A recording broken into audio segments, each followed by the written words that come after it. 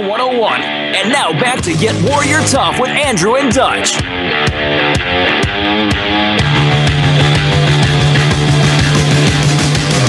All right, we're back. Dutch and Andrew and Dutch, talking about how the brain reconstructs memories and how your recall is affected by many, many different factors.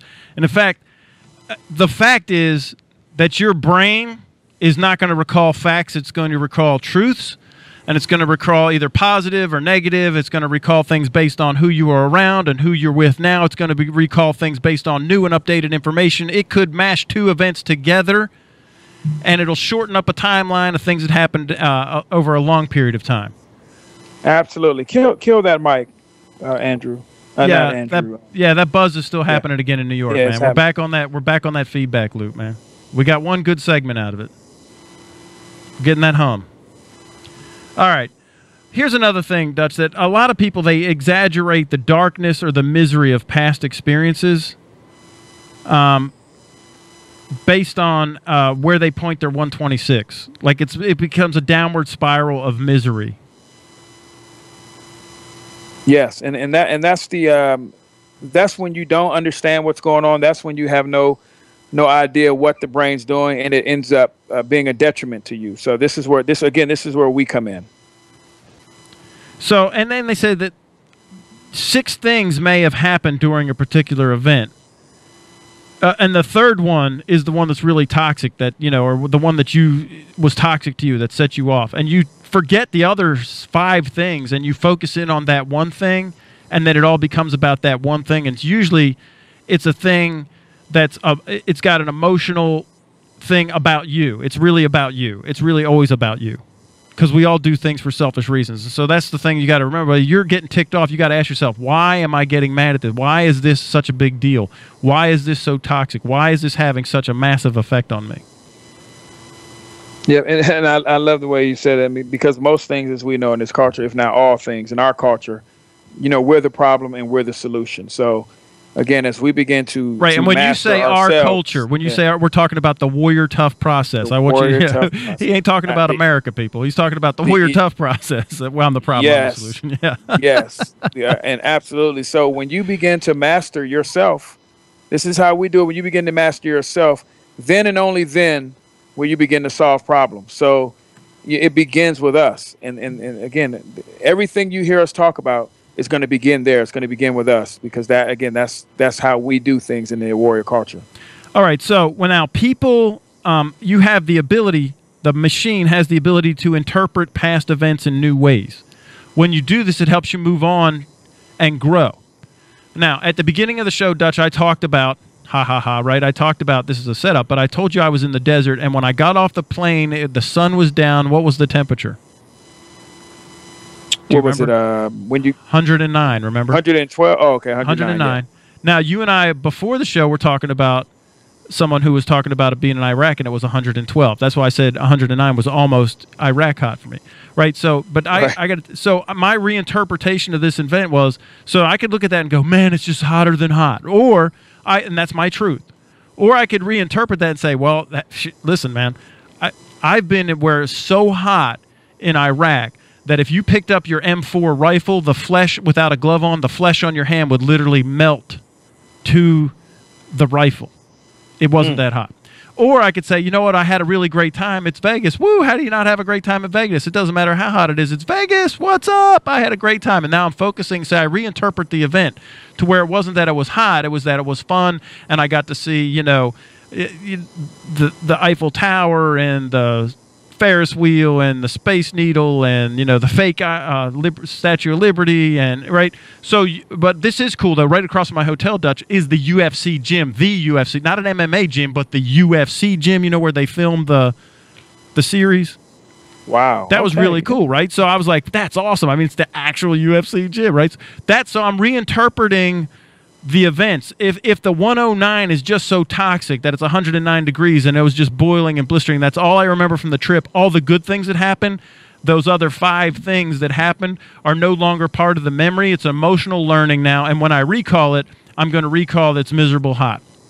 And it's and your that's choice. a choice. Yeah, It's a choice. you took the words out of my mouth, man. And so that's where we don't understand where these negative experiences in our lives are more a choice than anything. And that's across the board. And so when we begin to understand that, we can begin to control that. We can begin to manage that. Dutch. I got to do. Sorry, man. I know you were trying to do something serious, and then I was messing you up. Dutch. Yeah. But our lives are going to be better for it when we begin to manage these situations accordingly. So, and that goes again across the board: relationships, professional life, even a physical performance. Right. You know, if you even think that way from a physical performance standpoint, it's going to be better for you. So please, if you don't get anything else from anything tonight, understand that all these things are a choice. It starts with you. And it gives you the opportunity. If you cannot, I'll say, like, if you refuse, it's not that you can't, because you can. We know the human machine can reinterpret events of the past. If you will not, you won't. That's really what it is. You won't reinterpret the events, then you are not going to go forward and you're not going to grow. And this, what we're talking about, Dutch, is the difference between what we do as coaches and what a therapist does. A therapist looks backwards and they just keep rehashing the events, right? A coach, man, I'm moving forward. It's about going forward. And however I have to go forward, I'll reinterpret the events of the past that push me forward. So I'm not going to say I had an awful childhood. I'm going to say I had a great childhood. Even if it was awful, you could find good. There's no way your entire childhood, nothing good ever happened to you, ever. I mean, it's not possible that there wasn't good in there mixed in with your toxic memories. You need to reinterpret it. And because life is a forward-moving thing for the most part. So you have to understand that we're trying to take you forward. We're trying to move you forward. We're trying to get you better. And a lot of times that past is going to slow you down. You did it. You know, you were there, all those different things. And so what you're going to do is you're going to take from the past what you can that's going to fuel you moving forward. Not things that are going to bog you down. It's not making it a big sand trap because you're sitting there dealing with a lot of things that you can't change. So I'll take the positive from it. If I went through a tough time as a child, then I'm going to discover the strength that I had because I am where I am now. I grew up in poverty. I grew up in very bad situations. So I don't dwell on that. I look at with the position I'm in now, and I look at my past as a strength gaining a journey. And so then if I look at it like that, then I feel like I can do anything. I feel like I can overcome anything. I feel like I started from the bottom. Now I'm here, to quote a rap song. So the same bad things happened to me back then, but I'm choosing to look at it and use it how I want to use it instead of sitting in that sand trap where a lot of people end up being. Right, and I'm with you. I'm 100% with you. Listen, I was bullied in school. I was the fat kid in school, and I took those things, and I look at them now. It's not like train wrecking me that I was bullied. It was a thing that used to launch me to get me to Marine Corps boot camp, which was the thing that launched me to the next thing, which launched me to the next thing. And so I choose to reinterpret, right, my recollections in a way that boosts me forward instead of brings me down. And I'm going to always reinterpret these. What could I learn? I'll say it like this, man. You cannot fail. You can only learn and grow. And if that's your mantra, no matter what you recall, it's not a failure as long as you can learn from it. Like Babe Ruth said, never waste a strikeout. Never waste one. Don't do it. Absolutely. Absolutely. Right. So, go ahead.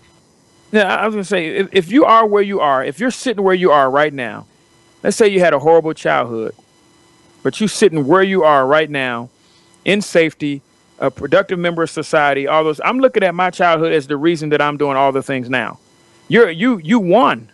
You ultimately won childhood because you're where you are right now, doing the things that you're doing right now. So why would I dwell on that when I'm looking at it as the reason that I am who I am today, which is in hopes something positive. So that's the way I look at my childhood. So I would never look on it and dwell and be sad about it. I'm going to look at it and say, this is how my strength was developed. This is how my perseverance, the things that I'm able to overcome today. When a challenge presents itself to me and everyone else is cowering and running away, I stand up and I face it. And it's a direct correlation to my childhood in a good way. I was being built during that time. And I choose to look at it that way. And I choose to move forward instead of trying to figure out the why it happened and all that other stuff, because I can't change that. And a lot of times we talk about things that we can't change, and things we had no control over at that time. So again, you have to choose what you're going to do moving forward instead of trying to figure out exactly what happened in the past all the time. Right. And I know when I was processing all this stuff in my journey, okay, and I've been at this really my whole life. I did a radio interview today, and the guy was like, "Why did you write the book?" And I'm like, "Because that's what, authors and speakers, we write about what we have the most trouble with, because that's what we're obsessed with fixing." Right. So this has been a lifelong journey for me. So in order to reinterpret these, I'll say painful memories, because we all have them. There's times, and you've heard me on the podium when I talk about one of my most embarrassing moments was the Fat Key story. If you haven't heard that, you'll hear it if you're in one of my live audiences. But I make fun of I reinterpreted that whole entire. It didn't happen like that. I'll say it this way. I wasn't laughing at it back then, right?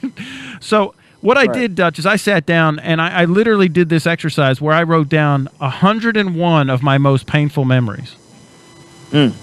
Either there was a failure, it made me sick to my stomach, I was embarrassed, anything that was a negative, bitter memory, one that I really would rather not look at. I wrote them down, 101. And I mean, I just kept, you just write it down. Right, here's the next story, Wrote it all down. Then what I did is I went back and then reinterpreted each one of them. Where's the good in this? Let's go back, and I'm going to, after action report, this one, where was the good?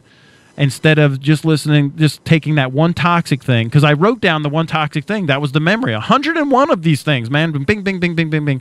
And then I went back and really, really reconstructed and found the other 5 things that weren't toxic, and that gave me the tools to reconstruct the memory so that it was good and moving me forward instead of keeping me down in pain, or I just repressed it. I didn't even want to think about it. Like no honest assessment at all. That's good stuff, man. And a lot of people who are listening that participated in athletics might recall this as you kind of forget the last play and you move on to the next play because you have to. You learn from it. You take what you can, then you throw it away and you move forward. So you take what you can from that play, immediately discard it, and move and take what you learn to the next play. You got to let it go. And that's a microcosm of life, man. You got to take what you learn from that situation that just happened, and then you move forward, because the next situation is coming. It's coming. It ain't waiting for you to tell it when to come. It's coming right away. So the sooner you get rid of that last one, you take now, again, we're not saying you forget it completely. You take what you can from it. To take the good, okay, I learned this. 3 seconds. And then I move forward from it. This is what I learned from this, and I move forward. The quicker you do that, the quicker you're going to be prepared for the next situation. That's coming. All right, you listen to the Get Warrior Tough Radio Show with Dutch and Andrew. We'll be right back for the last segment right after this.